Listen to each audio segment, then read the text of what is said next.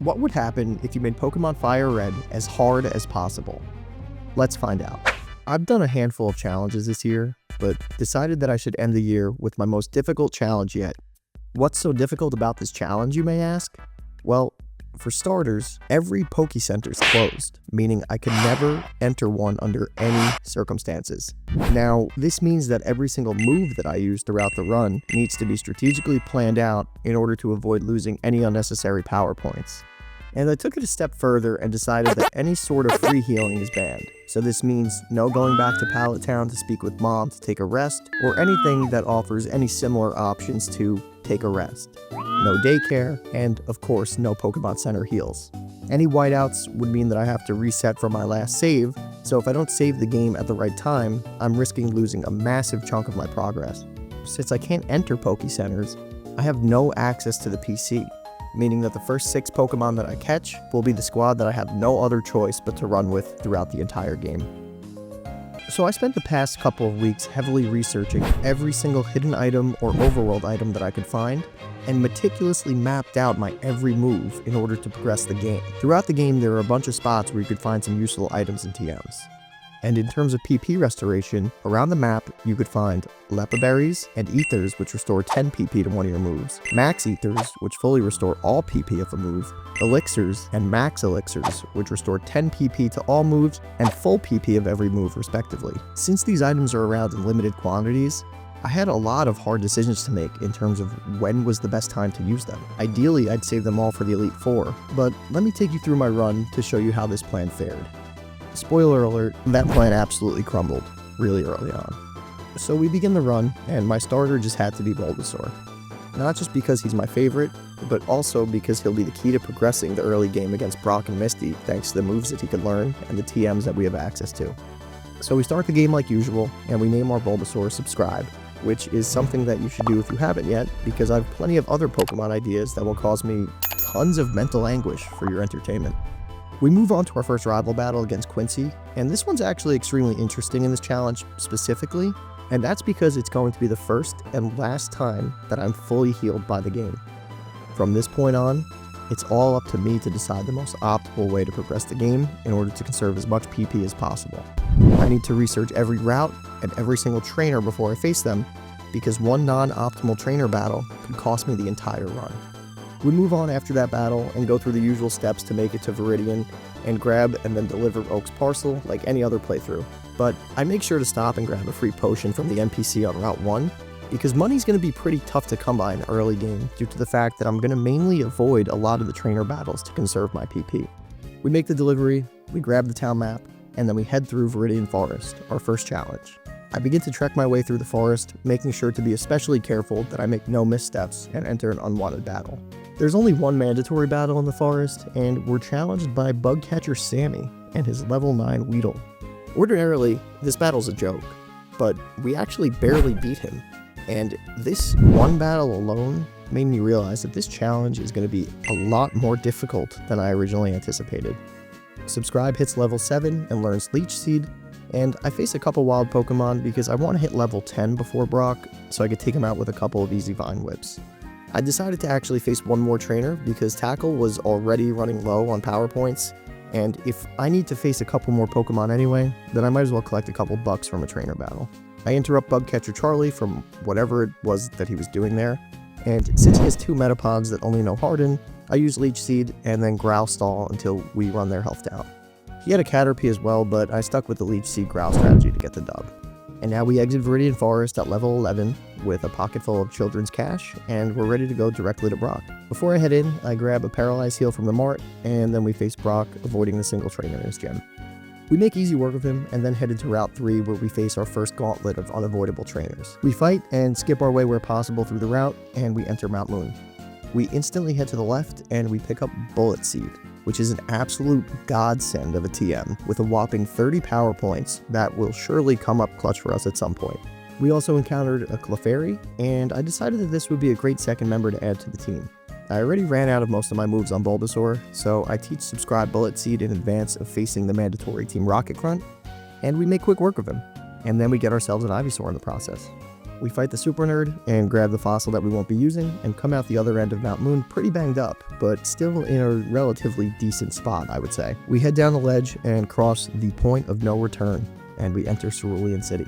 I go up to the Nugget Bridge and immediately try to face off against Quincy, but I struggle really hard against him. So I headed to the grass patch and fought some wild Pokemon for a couple more levels, which may or may not have been a smart plan, but obviously it's not ideal because I'm wasting a ton of power points in the process. So then I rethink the plan and go ahead to face Misty and both of the trainers in her gym for a couple extra bucks, and I battle her before facing off against Quincy again. We come out of there with a level 20 Ivysaur and a level 12 Clefairy. Now, at this point, I had no choice but to already use an Ether on Leech Seed, because I needed that move if I was going to be able to take down Quincy. After failing against him a few more times, we finally got a little bit lucky thanks to his Abra who only knew Teleport, which gave us a couple free turns to set up a Leech Seed and heal back up. We're able to take him down, and we begin to head our way through the Nugget Bridge Gauntlet. We fought our way up to the Cape and found a godsend hidden Ether to replace the one that I just used earlier, and then we waste no time catching Bill in this strange, questionable outfit.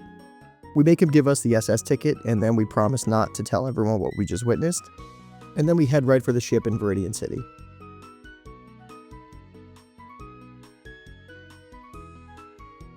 We have to be very careful here that we don't enter any unwanted battles, but there are actually a ton of nice items laying around the ship. So we grab the Rest TM, an Ether, a Super Potion, Brick Break, and some other miscellaneous items lying around before we face off once more against Quincy. We have to reset a bunch of times, but eventually we're able to actually get the dub against him.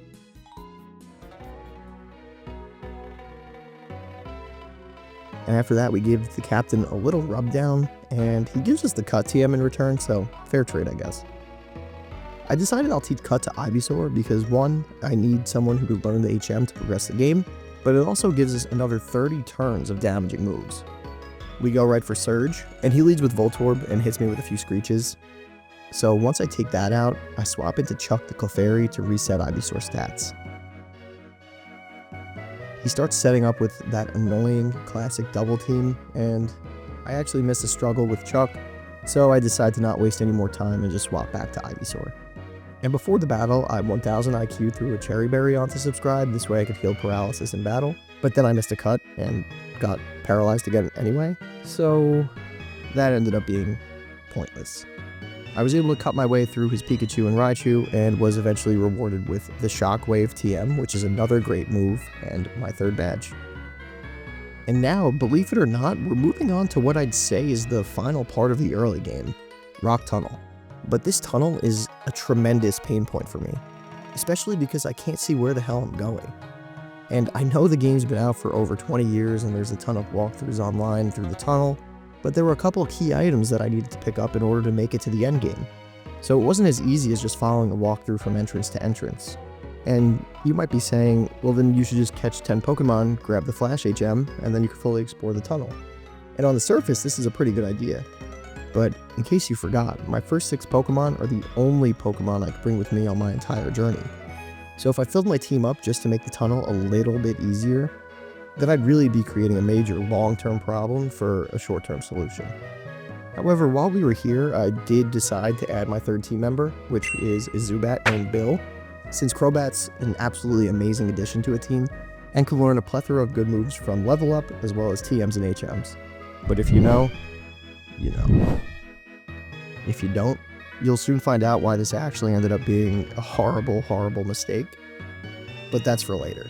So we trekked through the tunnel, and we reset more times than I could count thanks to my true rival, Hiker Lenny. I have 0 more moves left over on Subscribe the Ivysaur, and the rest of my team is extremely weak.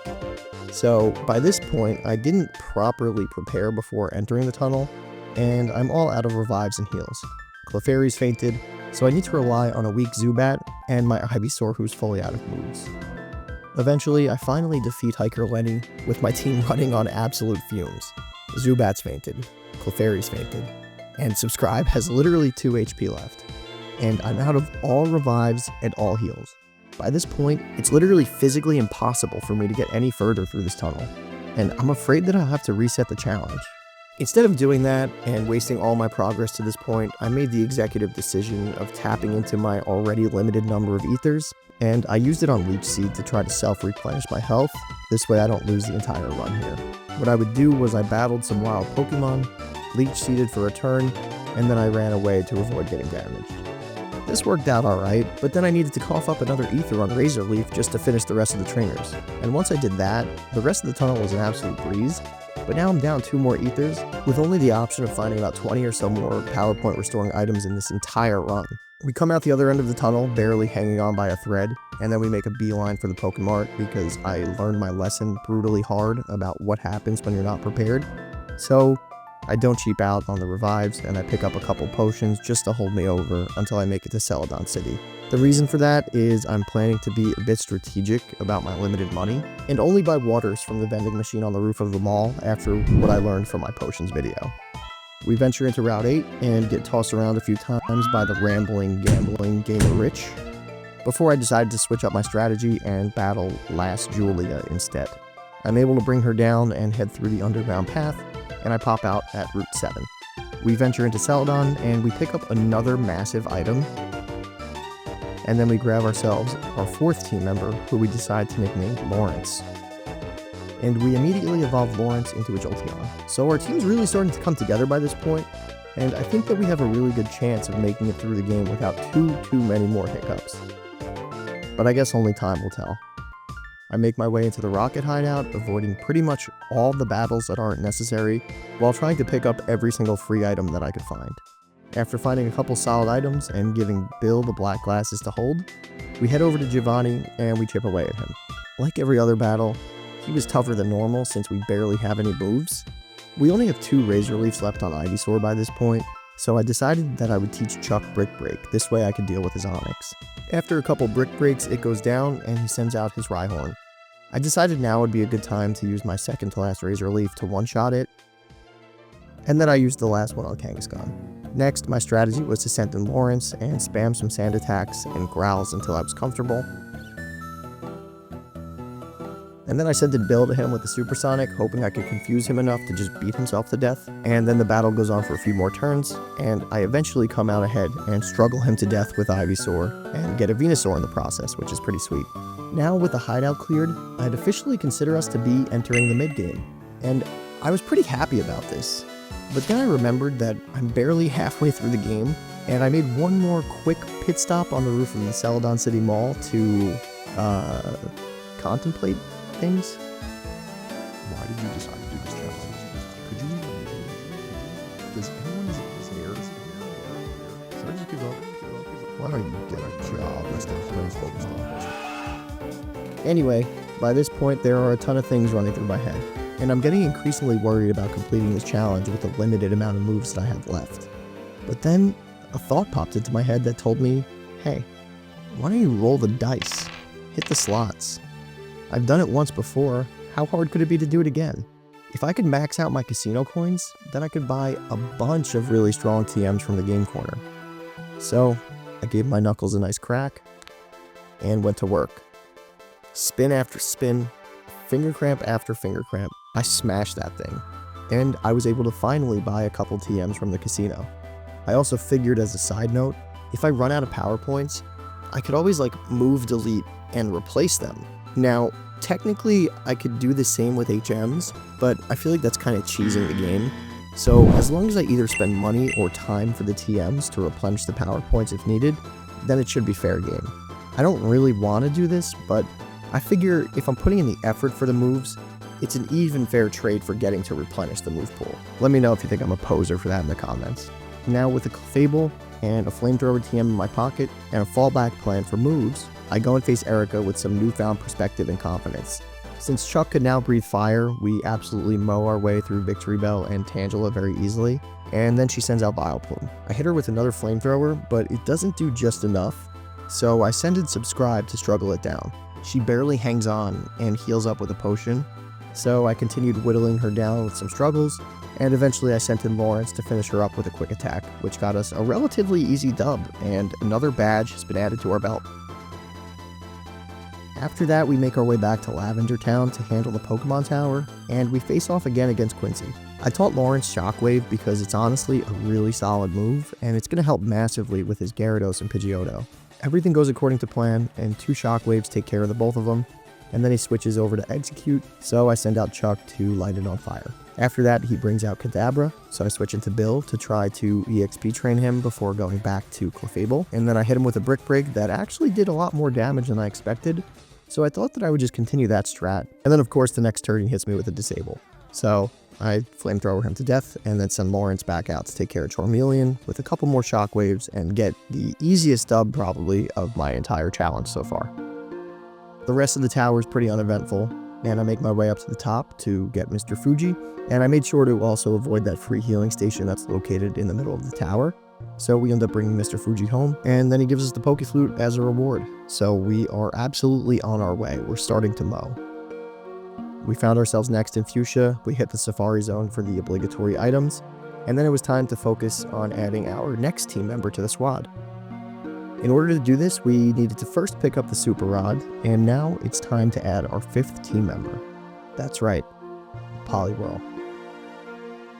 Nah, I'm just kidding. I traded Poliwhirl to this old fella. I got myself a nice little Jinx, which I've honestly never used, so I'm really interested to see how it does. The typing of Psychic and Ice is really cool to me, and it has some insane special attacks, so I have a feeling that it's actually going to help me out a ton during this run. Especially for Koga and the Elite Four, and then just other general things around the game, to be honest. And if you're still here and enjoying the video, if you haven't yet, I'm just going to ask you to subscribe. It really helps me out a ton, and I have plenty more ridiculous topics in mind to make silly videos about, so stick around if you like that. Anyway, we make our way into Silph Co, and we face off again with Quincy. This battle almost wrecked me and made me just want to chalk this entire challenge, but then I realized there's something more to this. I'm not doing this just for me. I'm doing it for you. So I kept pushing, and I finally defeated him. After, no lie, getting a little bit lucky, but we did it, so I'm not going to complain about it. And now we could finally add our last team member, this bulky-ass Lapras. And now with our full team and our crazy strong special attacking Jinx, we are absolutely mowing down the competition. Koga and Sabrina go down with no issues, and to this point, I've been biking back and forth since, if you remember me saying earlier that adding Zubat was a massive mistake, it can't learn Fly. So I was like, alright, you know, once I involve it into Golbat, maybe it'll be able to learn it. I mean, it's a flying bat with wings that learns flying moves. If you agree with that logic, you'd actually be wrong. Somehow, this thing can't fucking learn Fly. So I have to wait on Crobat. Oh wait, you need the national dex in order for it to evolve. Otherwise, every single time it goes to evolve, you'll just get some text with a question mark, and then it goes back to being a Golbat until after the Elite Four. So I physically can't get back to Pallet Down now to go to Cinnabar.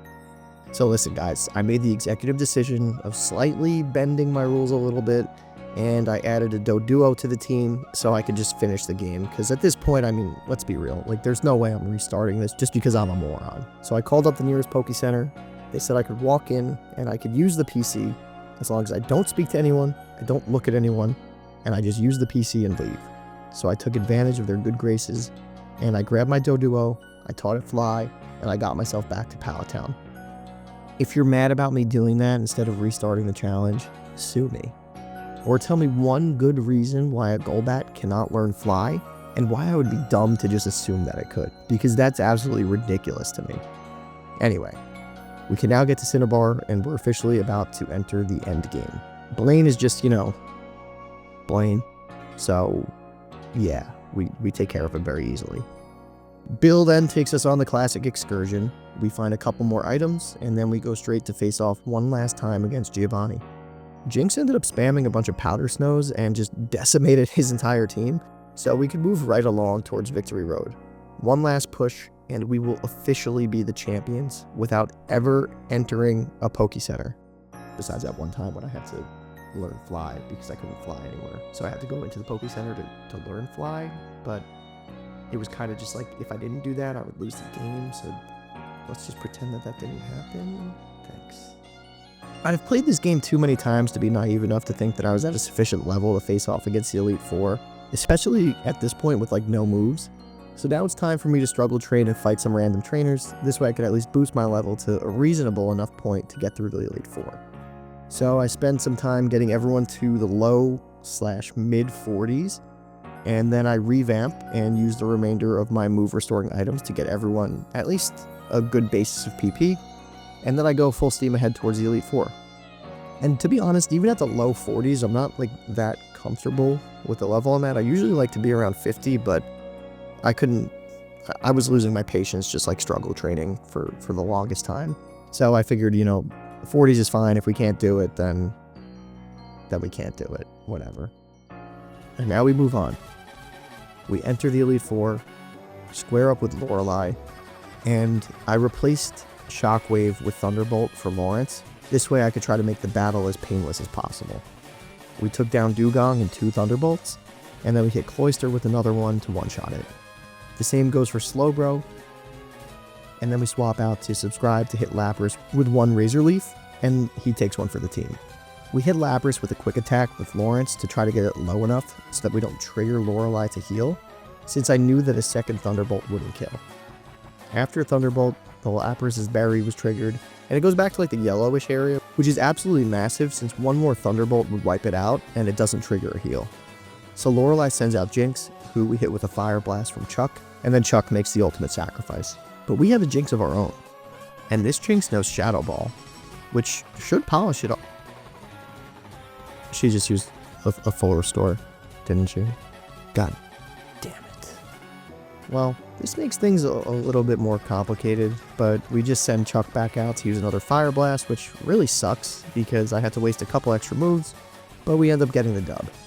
Going into this, we used all of our PP restoring items, but we saved 1. So my 1 last Ether was used on Jinx's Psychic before this battle with Bruno. Bruno leads with Onyx, who was no match for a Razor Leaf, and then he goes into Hitmonchan. I match up with Bill to hit him with a Confuse Ray, hoping that he'll just hit himself in his confusion, which he does. We get a Wing Attack off, and then we get hit with a counter, and we're at 3 HP, so I really gotta roll the dice here. I can either 1, switch out, or, my friends, I could just finish him off with 1 more Wing Attack if he hits himself, which he does. So I'm on 3 HP, he sends out Machamp. Since I outspeed, I know I could get off at least 1 more Confuse Ray, and just send a prayer that he doesn't hit me with his first attack. I get insanely lucky here, and he hits himself, and then I landed a crit Wing Attack, and then he hits himself again. So I can actually finish Machamp off with another Wing Attack, leaving Bill unscathed. And then by this point, I'm like on top of the world, so I got greedy and I left Bill in versus the Hitmonchan to try to confuse, but I got outsped and he sends me to my grave. It's a good effort. I sent out Felix to try to end him, but he reads me like a book and swaps Onyx into my Thunderbolt. Then I misclicked, and I wasted another Thunderbolt on Onyx, and go down after a dig. It's time to stop screwing around and really lock in, because I'm in the home stretch here, so I send in Lapras to Surf him. I only have 1 PP left on Surf, but thanks to the Lepa Berry that I had on Lapras, I get 10 back. He one-shots me with a Brick Break, and does the same to Chuck. Now I'm down to just Subscribe. So I decide, let's revive Jinx, and in the meantime I got an Earthquake off, and then I healed Jinx, who finishes him with a quick Ice Punch, which got me the dub. We then headed into Agatha, facing her annoying-ass double-teaming Gengar to start, but we eventually take him out after some bites. We hit Haunter with an easy Psychic, and we take it out with Jinx. Then I tried to Ice Punch out Golbat, but he hangs on and knocks Jinx out. So Chuck heads in to hit him with a quick Strength and polish him off. We resorted back to Bill for a Confuse Ray against Arbok, and then we took the chance to revive Jinx with the plan to hit it with a Psychic in one shot. Then, we're at the level 58 Gengar. And by this point I was like sick of the battle, and I was like, you know what? Let's not get cute here. In comes Felix, Perish Song, we get the dub. And Bill again tries to evolve and reminds us of our fatal mistake in planning my team, and we kind of just throw that in one ear out the other and move on to Lance. We face off against Lance, and we hit Gyarados with one of our last few Thunderbolts, and then we Ice Punch Dragonair for an easy 1-2 knockout with Lawrence and Jinx. Aerodactyl absolutely bodies Jinx and Bill, and then I send in Felix to get an Ice Beam off before he also goes down. I again misclicked with Chuck, and I wasted a turn on Dig, and then he took a Hyper Beam to the face. So yeah. I use one more Thunderbolt while Aerodactyl had to recharge, and then Lance sends in Dragonair. I decided this would be a good time to revive Jinx and Felix, and then get them healed up for his final 2 Pokemon. I was able to Ice Beam out Dragonair with Felix, and then I sacrificed Lawrence to heal Felix back up. I didn't even have to do that because I hit a super lucky Blizzard, and that was the end of Lance. Before we get into our final Battle Royale, I just wanted to mention again that I do have channel memberships turned on if you wanted to support the channel in some way further than subscribing. As an example, you'll get access to cool loyalty badges for how long you've been a member, as well as access to custom emojis, and you could even get your name listed in the credits of my videos, or if you wanted to support with the final tier, you could get access to my new videos a day early. None of this is necessary by any means. Your viewership alone means a lot to me, but if you made it this far in the video, I figured maybe you're enjoying it and I should just mention that they are on and available if you were interested. And now, my friends, it's the moment we've all been waiting for. It's my final face-off against Quincy. He led with Pidgeot as always, and I decided to try to hit a Lucky Blizzard with Jinx, but I missed. I took a shot and hit him the second time and knocked him out as expected. He sent in Rhyhorn, and I tried to see if I could get a one-shot Razor Leaf, but Subscribe went down and I had to use a Surf and took him out. He goes into Executor, so I face him up with Bill and set up a Confuse Ray, and then I try to Aerial Ace before Bill goes down. Jinx comes in to clean up with an Ice Punch, and then I absolutely destroy Gyarados with my final Thunderbolt from Lawrence. He sends out Alakazam, and I stack up against him with Jinx to hit some Shadow Balls. He full restores twice during this exchange, so now I'm out of Shadow Ball, but I'm able to knock Alakazam out.